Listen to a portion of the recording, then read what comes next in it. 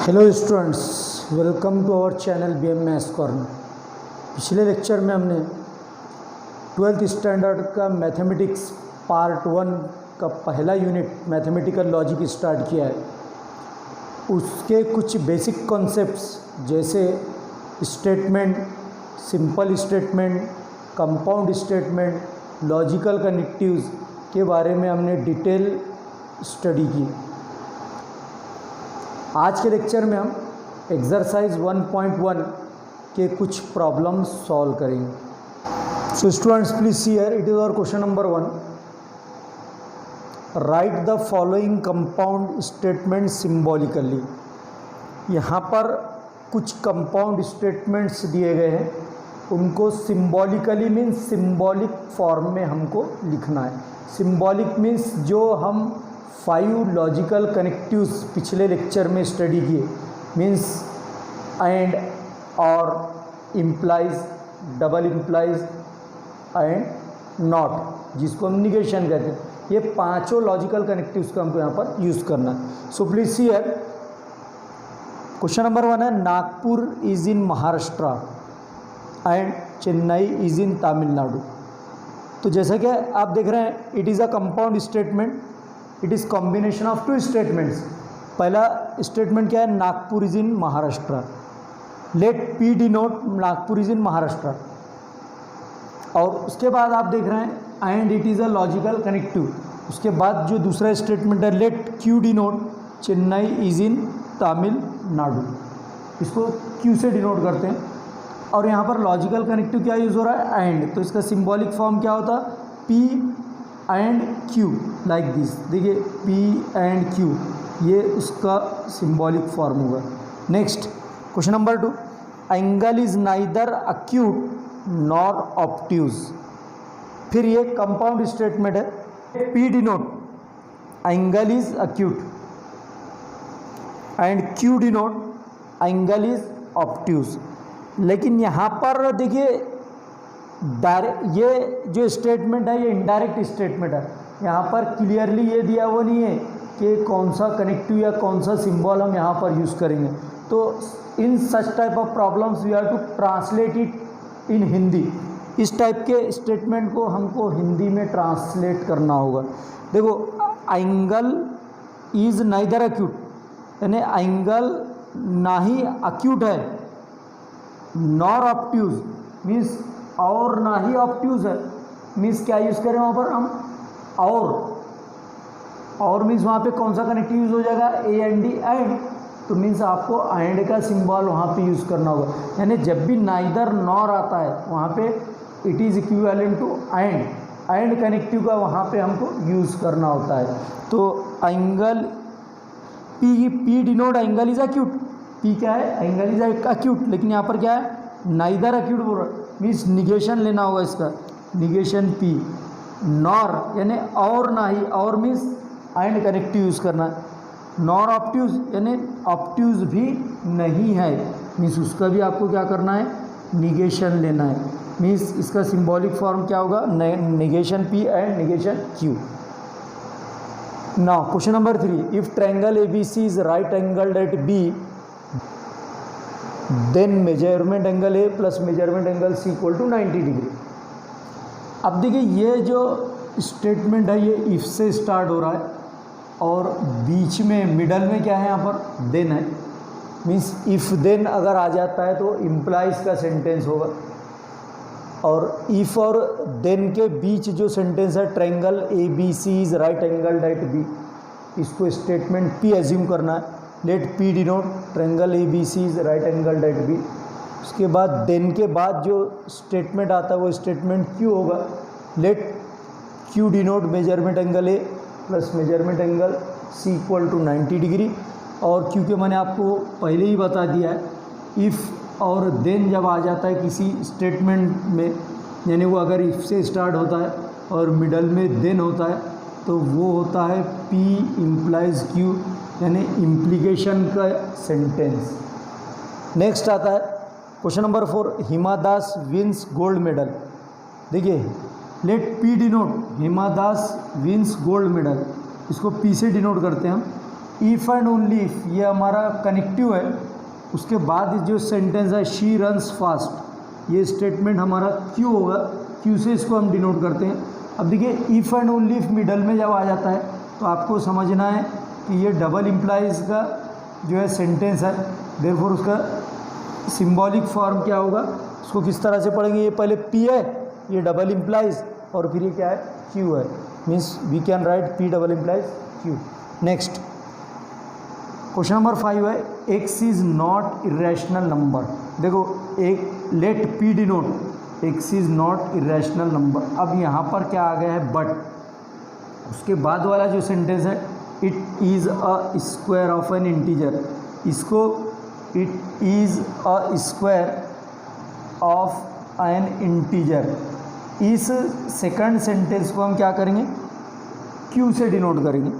और मैं आपको बता दूं but is equivalent to and, जब किसी स्टेटमेंट में बट का यूज़ होता है कंपाउंड स्टेटमेंट में, तो आपको उसकी जगह पर एंड का सिंबल लेना है, means it is equivalent to and और कंजंक्शन, तो उसका सिंबॉलिक फॉर्म क्या होगा पी एंड क्यू। अब लास्ट क्वेश्चन है the angle is right angle, the angle is right angle, let P denote the angle is right angle. उसके बाद if and only if connective use हो रहा है। देखिए नेक्स्ट सेंटेंस क्या है it is of measure 90 degree, देखिए it is of measure 90 degree, इसको क्यू से डिनोट करेंगे, तो पी और if and only if means कौन सा सिंबल हम यूज़ करते हैं यहाँ पर डबल इम्प्लाइज का, तो double implies it is of measure 90 degree means Q. तो ये जो कंपाउंड स्टेटमेंट है ये डबल इम्प्लीकेशन का स्टेटमेंट है, तो इसको सिंबॉलिक फॉर्म में क्या लिखेंगे हम पी डबल इम्प्लाइज क्यू, इस तरह से। So students it is our final answer, it is so simple, you can write the answer of each question easily, so please take the screenshot of this. So students please see here, it is our question number 2, write the truth values of the following। हमको यहाँ पर कुछ statements दिए हुए compound statements, उनकी truth value हमको find करना है। क्वेश्चन नंबर 1 है 4 इज़ ऑड और 1 इज़ प्राइम। तो ये हर स्टेटमेंट यहाँ पर क्या है कंपाउंड स्टेटमेंट है। कंपाउंड स्टेटमेंट से हम पहले दो सेपरेट सिंपल स्टेटमेंट्स लिखते हैं, let P denote 4 is odd and Q denote 1 is prime. अब देखिए यहाँ पर कौन सा कनेक्टिव यूज़ हुआ है और, तो इन दोनों सिंपल स्टेटमेंट्स को और का यूज़ करके कंपाउंड स्टेटमेंट फॉर्म करना है, तो ये पी और क्यू ये उसका सिंबॉलिक फॉर्म हो जाता है। अब हम देखते हैं 4 ऑड नंबर है क्या, नो इट इज़ फॉल्स, 4 क्या है इवन नंबर है, तो इसकी ट्रुथ वैल्यू एफ होगी। और 1 is prime, 1 is neither composite nor prime, 1 composite number भी नहीं है और प्राइम नंबर भी नहीं है, सबसे स्मॉलेस्ट प्राइम क्या है 2, therefore it is also false. तो लॉजिकल कनेक्टिव्स हमने पिछले लेक्चर में स्टडी किया है, और अगर है कनेक्टिव अगर और है तो दोनों फॉल्स है तो वहाँ पर फॉल्स होगा, तो इसलिए इसकी ट्रुथ वैल्यू क्या होती है false. Now second, if 3 × 5 = 8 then 3 + 5 = 15। ये भी एक कंपाउंड स्टेटमेंट है, इसको दो सिंपल स्टेटमेंट में हम स्प्लिट करते हैं। तो पहला स्टेटमेंट क्या होगा, let P denote 3 × 5 = 8 and Q denote 3 + 5 = 15। अब देखिए इफ़ स्टार्ट में इफ़ है और बीच में मिडल में क्या है देन है, जब भी स्टार्ट में इफ़ और मिडल में देन होगा वो इम्प्लीकेशन का सेंटेंस है। तो ये 3 × 5 = 8 ये पी हो गया, सिंबॉलिक फॉर्म लिख रहा हूँ मैं इसका। और इफ़ देन वर्बल फॉर्म में जब भी इफ़ देन कनेक्टिव यूज़ होता है तो वहाँ पर आपको इम्प्लाइज लिखना है सिंबॉलिक फॉर्म में, इफ़ पी देन क्यू, इस तरह से। तो इसको सिंबॉलिक फॉर्म में पी इम्प्लाइज क्यू लिखेंगे हम। अब देखते हैं 3 × 5 = 15 होता है, जबकि यहाँ पर क्या दिया है 8, therefore it is false implies. Q 3 + 5 8 होता है, जबकि यहाँ पर क्या दिया है 15, इट इज़ आल्सो फॉल्स। अब देखिए इम्प्लीकेशन का ट्रुथ टेबल हमने स्टडी किया। अगर पहला स्टेटमेंट ट्रू होता है और दूसरा स्टेटमेंट फॉल्स होता है तो उसका रिजल्ट क्या आएगा, फॉल्स आएगा। अब यहाँ पर पहला ट्रू और दूसरा फॉल्स नहीं है तो अदरवाइज क्या लेना है हमको, ट्रू लेना है। Therefore the truth value of this statement is true. Now third one, 64 is a perfect square and 46 is a prime number. ये भी कंपाउंड स्टेटमेंट है। इसको दो सिंपल स्टेटमेंट में हम स्प्लिट कर देते हैं और सेपरेट कर देते हैं। Let statement P denote 64 is a perfect square. ये स्टेटमेंट P होगा।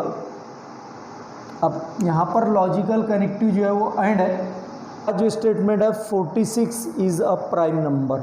Let Q denote 46 is a prime number.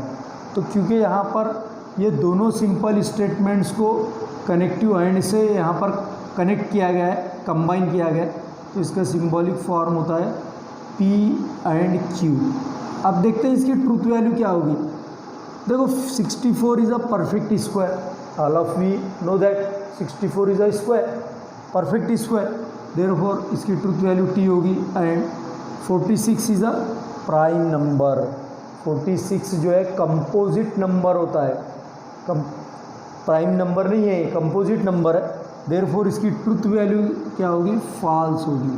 तो एंड का टेबल पढ़े हमने, पहला ही टेबल कंजंक्शन का ट्रूथ टेबल। अगर पहला स्टेटमेंट ट्रू है और दूसरा स्टेटमेंट ट्रू है तो वो कंपाउंड स्टेटमेंट भी ट्रू हो जाता है। लेकिन यहाँ पर दोनों ट्रू नहीं है तो यहाँ पर इसकी जो ट्रूथ वैल्यू है वो फॉल्स हो जाएगी। ठीक है। नेक्स्ट क्वेश्चन नंबर 4 है, milk is white if and only if sky is blue. हम क्या करते हैं, यहाँ पर भी इस कंपाउंड स्टेटमेंट की मदद से पहले दो सिंपल स्टेटमेंट्स लिखते हैं। Milk is let P denote milk is white. अब ये जो कनेक्टिव यूज़ हुआ है यहाँ पर इफ़ एंड ओनली, उसके बाद का जो स्टेटमेंट है sky is blue, let Q denote sky is blue. इन दोनों को क्योंकि इफ़ एंड ओनली से कनेक्ट किया गया है, देयरफॉर इसका सिंबॉलिक फॉर्म होता है P डबल इम्प्लाइज Q। जब कभी दो स्टेटमेंट्स को इफ़ एंड ओनली इफ इस कनेक्टिव से हम कनेक्ट करेंगे, कंबाइन करेंगे, तो ये जो सेंटेंस होता है आपका double implies P double implies Q वाला, बाय कंडीशनल। अब देखिए हम इसको चेक करते हैं, टेस्ट करते हैं। मिल्क इज़ वाइट करेक्ट है, ट्रू है। Double implies sky is blue, it is also true. हमने डबल इम्प्लीकेशन का ट्रूथ टेबल स्टडी किया, उसमें आपने देखा था if the truth values of both the statements are same then the compound statement P double implies Q is true. In other words उसको हम इस तरह से भी कह सकते हैं, if the truth values are true then the compound statement is true, and if both the truth values are false then also the compound statement is true, otherwise false. यानी दोनों TT रहा तो भी आपको T लिखना है, दोनों FF रहे तब भी आपको T लिखना है। तो अब यहाँ पर दोनों ट्रू है तो इसकी ट्रूथ वैल्यू क्या हो जाएगी, T हो जाएगी। और इसका जो कंपाउंड स्टेटमेंट था सिंबॉलिक फॉर्म में वो P डबल इम्प्लाइज Q इस तरह से था। नेक्स्ट आता है last question, question number 5, it is not true that 5 - 3i is a real number. अब यह स्टेटमेंट क्या है, let P denote 5 - 3i is a real number. अब देखो 5 - 3i ये रियल नंबर है बोल रहा हूँ, क्या कि P डिनोट की statement P। It is not true that, लेकिन ये क्या कह रहा है, ये सही नहीं है, ये सही नहीं है कि 5 - 3i is a real number है। Means 5 - 3i is a real number, ये सही नहीं है। मीन्स उसका निगेशन लिया है, नॉट P और निगेशन P, ये उसका सिंबॉलिक फॉर्म हो जाता है। अब निगेशन, अब हम देखते हैं 5 - 3i is a real number, is it true और फॉल्स। हमने 11th स्टैंडर्ड में देखा है 5 - 3i is a complex number, real number नहीं है ये कॉम्प्लेक्स नंबर है, क्योंकि यहाँ पे 5 रियल पार्ट है, 3 इमेजिनरी पार्ट है, तो ये कॉम्प्लेक्स नंबर हो जाता है। Therefore its truth value is false, और फॉल्स का निगेशन क्या हो जाता है, ट्रू हो जाता है। It is our final answer, so please take the screenshot of this. Students, अगर आपको आज की इस लेक्चर में कोई डिफ़िकल्टी है, कोई प्रॉब्लम है, किसी क्वेश्चन का सॉल्यूशन समझ में नहीं आया, तो कमेंट बॉक्स में जाकर कमेंट कर सकते हैं। दोस्तों, अगर आपको ये वीडियो लेक्चर पसंद आया हो तो लाइक और शेयर करना ना भूलें, ज़रूर लाइक और शेयर करें।